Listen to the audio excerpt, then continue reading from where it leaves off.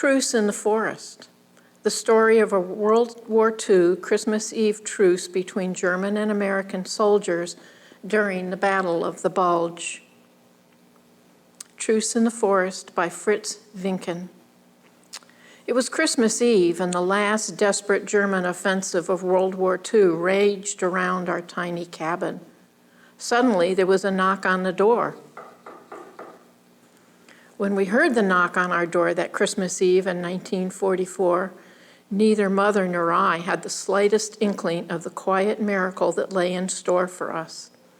I was 12 then, and we were living in a small cottage in the Hürtgen Forest near the German-Belgian border. Father had stayed at the cottage on hunting weekends before the war when Allied bombers partly destroyed our hometown of Aachen. He sent us to live there.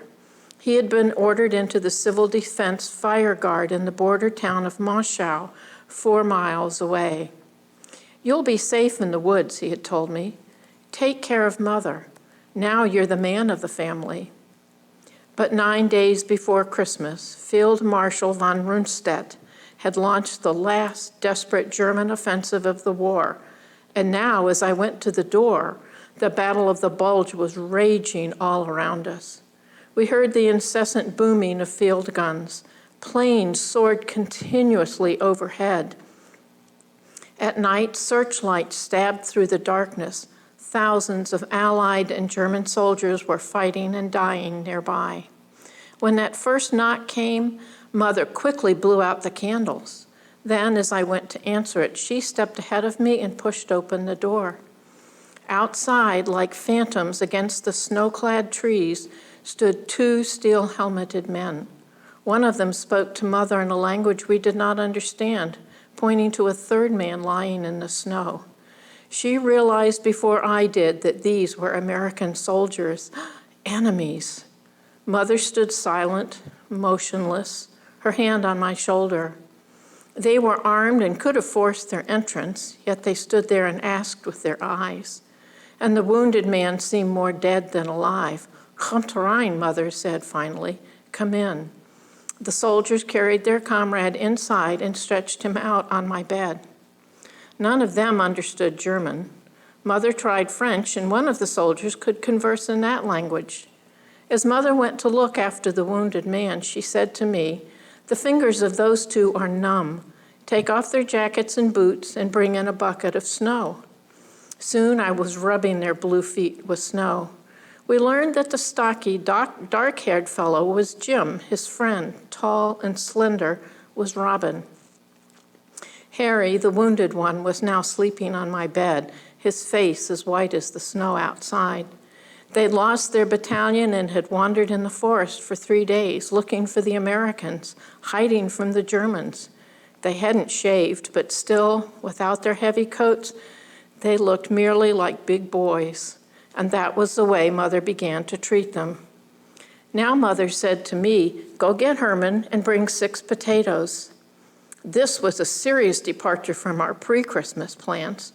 Herman was the plump rooster, named after portly Hermann Goering, Hitler's number 2 man, for whom Mother had little affection, that we had been fattening for weeks in the hope that Father would be home for Christmas.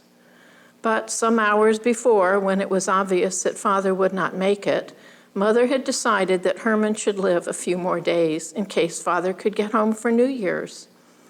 Now she had changed her mind again. Herman would serve an immediate, pressing purpose. While Jim and I helped with the cooking, Robin took care of Harry. He had a bullet through his upper leg and had almost bled to death. Mother tore a bedsheet into long strips for bandages. Soon, a tempting smell of roasting chicken permeated our room. I was setting the table when once again there came a knock at the door. Expecting to find more lost Americans, I opened the door without hesitation. There stood 4 soldiers wearing uniforms quite familiar to me after 5 years of war. They were Wehrmacht, Germans. I was paralyzed with fear. Although still a child, I knew the harsh law. Sheltering enemy soldiers constituted high treason. We could all be shot. Mother was frightened too. Her face was white. But she stepped outside and said quietly, "Fröhliche Weihnachten." The soldiers wished her a Merry Christmas too. "We have lost our regiment and would like to wait for daylight," explained the corporal.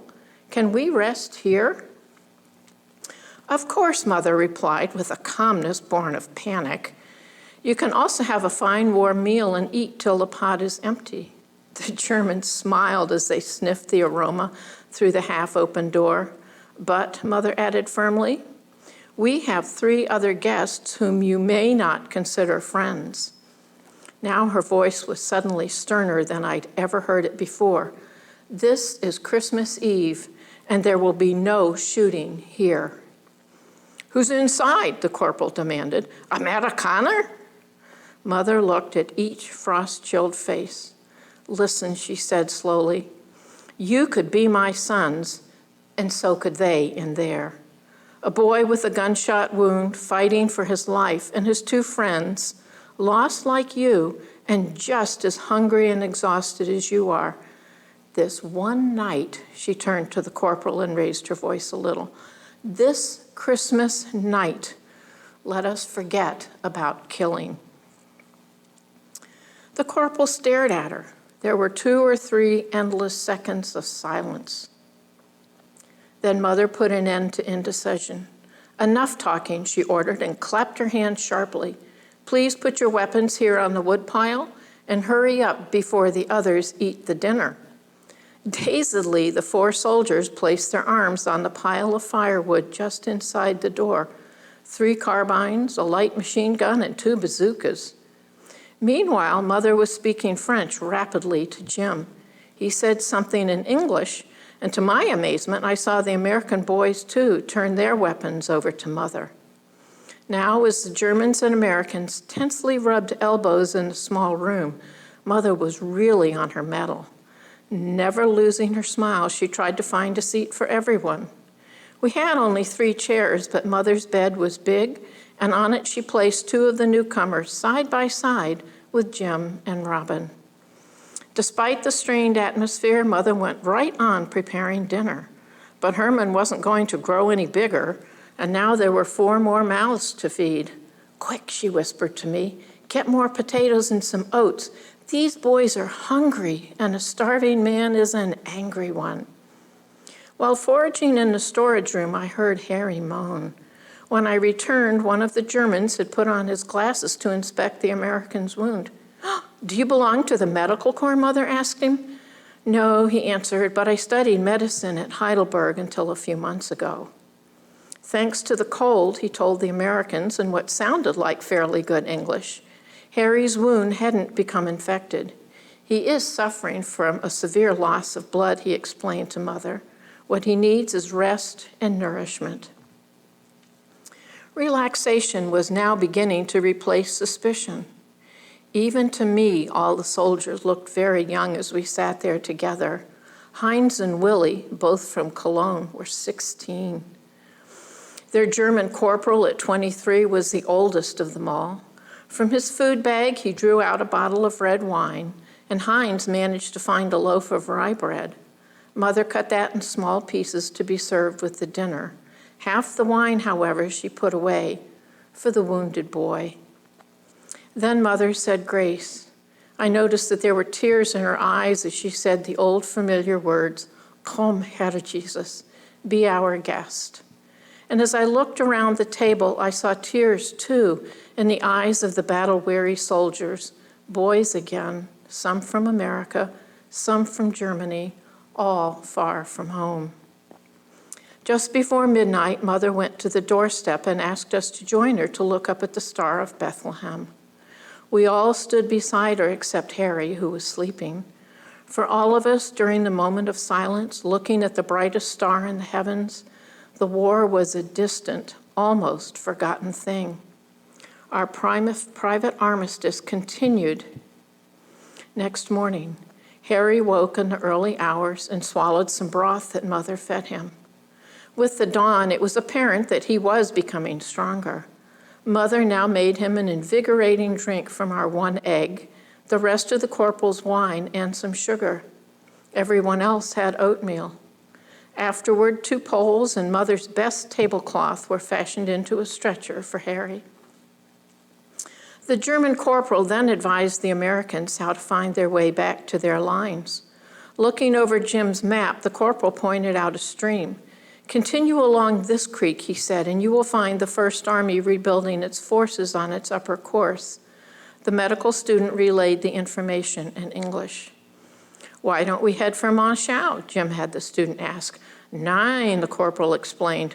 "We've retaken Monschau." Now Mother gave them all back their weapons. "Be careful, boys," she said. "I want you to get home someday where you belong. God bless you all."